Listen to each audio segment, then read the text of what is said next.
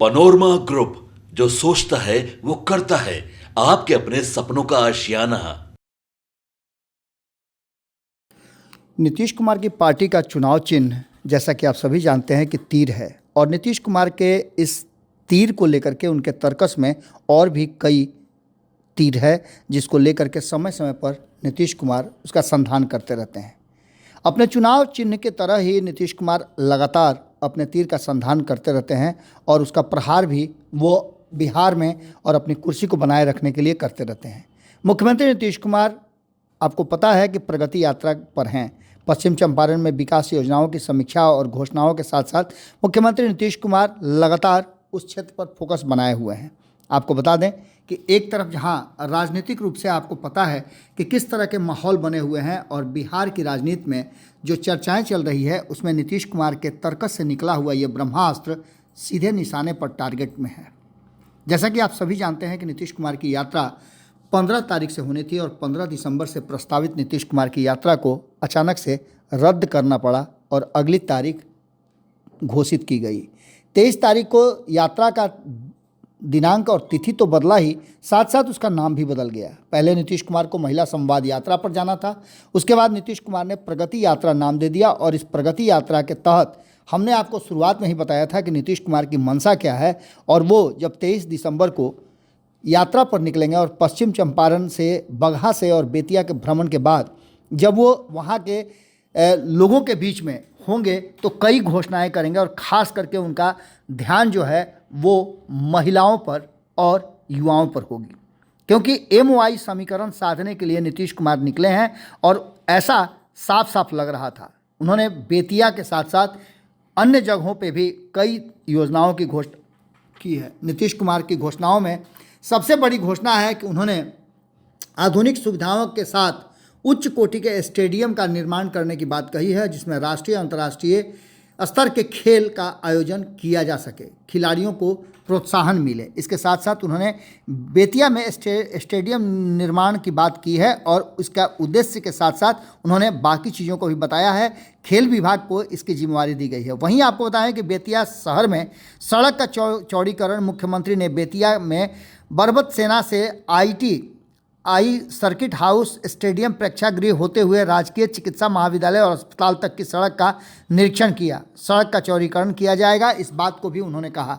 ये सारी चीज़ें वो निश्चित रूप से लोगों को प्रभावित करती हैं और सीधे लोगों से जुड़ाव भी बनाती हैं। गन्ना किसानों को भी उन्होंने राहत दी है, 20 रुपये प्रति क्विंटल के हिसाब से उनके राशि में वृद्धि की गई है। तो वहीं आपको बता दें कि अन्य कई तरह की योजनाएं भी उन्होंने की है। उत्तर प्रदेश के सटे क्षेत्रों में डिग्री कॉलेज मुख्यमंत्री ने घोषणा की है और गंडक नदी के पार उत्तर प्रदेश से सटे 4 प्रखंडों के लिए एक सरकारी डिग्री कॉलेज खोलने की बात भी उन्होंने कही। इसके अलावा भी उन्होंने कई तरह की बातें की है। कई पुल पुलिया से लेकर के उन्होंने सड़कों का भी शिलान्यास किया है और उसके लिए उन्होंने राशि आवंटित की है। इसके साथ साथ वाल्मीकि नगर तक सड़क के निर्माण की घोषणा, बेतिया में विद्युत पावर ग्रिड का निर्माण कराने की, अमावा में रुलही के पावर ग्रिड का निर्माण कराए जाने की बात उन्होंने की है।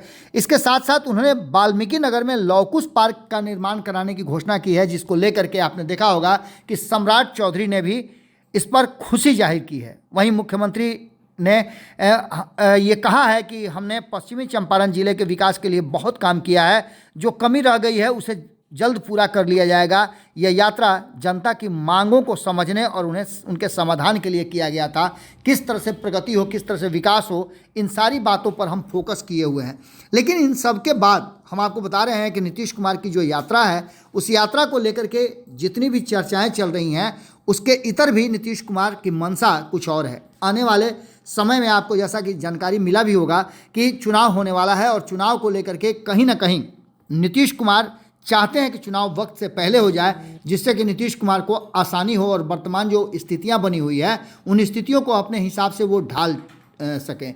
अपनी इच्छानुसार राजनीति करने की अपनी विलक्षण क्षमता के कारण हमेशा चर्चा में रहने वाले नीतीश कुमार की उम्र 73 वर्ष की हो गई है। सत्ता पर अपनी मजबूत पकड़ बनाए रखने के लिए नीतीश कुमार जाने जाते हैं। तो वहीं विपक्षी गठबंधन Indian national development inclusive alliance, जो इंडिया गठबंधन है, जिसे नीतीश कुमार ने ही सृजित किया था, उसमें खास सक्रियता बढ़ गई है और नीतीश कुमार को उस गठबंधन में लाने के लिए लगातार प्रयास भी किए जा रहे हैं। वहीं आपको बताएं कि नीतीश कुमार ने स्पष्ट कर दिया है कि वो अपने राष्ट्रीय जनतांत्रिक गठबंधन राजग यानी एनडीए में पूरी तरह से संतुष्ट हैं। हाल में संपन्न लोकसभा चुनाव में जिस तरह से उन्होंने एक ट्विस्ट ला दिया है और भारतीय जनता पार्टी को भी इस बात का भरोसा हो गया है कि बिहार में नीतीश कुमार के बिना चलना बड़ा मुश्किल होगा। ऐसी स्थिति में आपको बताएं कि केंद्र में सत्ता में बने रहने के लिए नीतीश कुमार पर भारतीय जनता पार्टी को निर्भर रहना है। तो वहीं 2025 के बिहार विधानसभा चुनाव को लेकर के भी नीतीश कुमार के ही नेतृत्व में चुनाव लड़ने की अटकलों के बीच जिस तरह की उहापोह की स्थिति पैदा हो गई थी, उससे भी कहीं ना कहीं भारतीय जनता पार्टी ने अपना पल्ला झाड़ने की कोशिश की है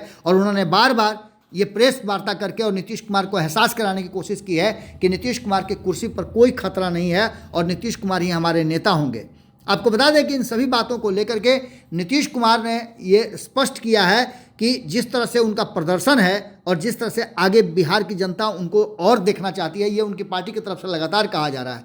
नीतीश कुमार के साथ रहने के कारण ही आपको पता है कि वो महागठबंधन से 2024 में एनडीए में वापस आए थे और उसके बाद से जो आपने देखा होगा कि सर्वे रिपोर्ट जितने भी आ रहे थे, जितने भी कयास लगाए जा रहे थे, जितने भी एग्जिट पोल के नतीजे थे, वो सभी इस बात की तरफ इशारा कर रहे थे कि 22 सीट से ज़्यादा एनडीए को आती हुई दिखाई नहीं दे रही है।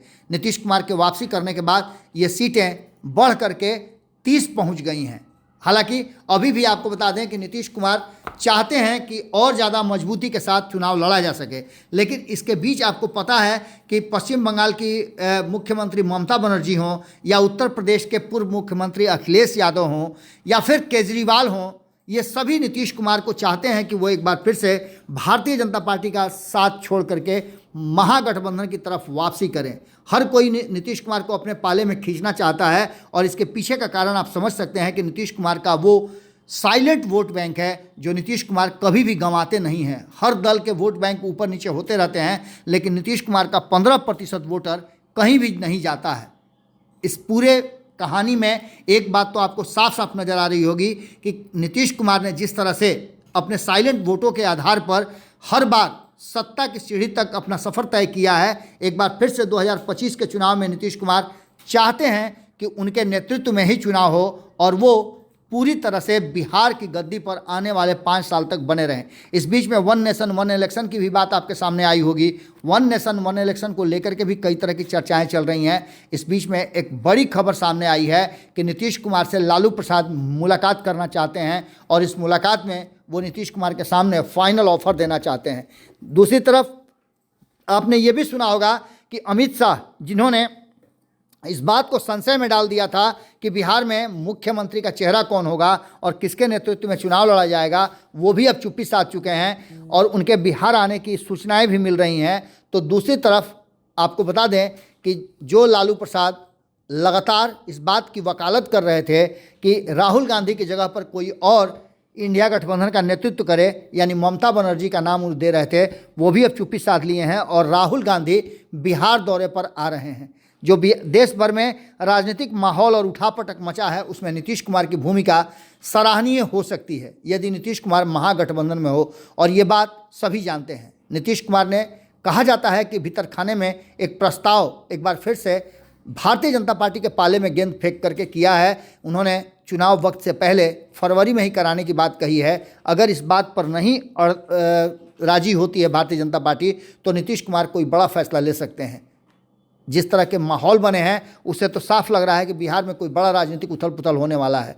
देखना दिलचस्प होगा कि नीतीश कुमार अपनी यात्रा के बीच आज और कल 2 दिन तक पटना में रहेंगे और इस बीच कहा जा रहा है कि उनकी मुलाकात लालू प्रसाद या लालू प्रसाद के किसी विशेष व्यक्ति से हो सकती है, जिसमें आगे की रणनीति पर लालू प्रसाद का मैसेज दिया जा सकता है। या हो सकता है कि नीतीश कुमार और लालू प्रसाद की भी मुलाकात हो और इस मुलाकात को अभी तक गुप्त रखा गया है। क्या होगा ये तो आने वाला वक्त बताएगा, लेकिन बिहार की राजनीति ने देश की राजनीति को निश्चित रूप से प्रभावित जरूर किया है।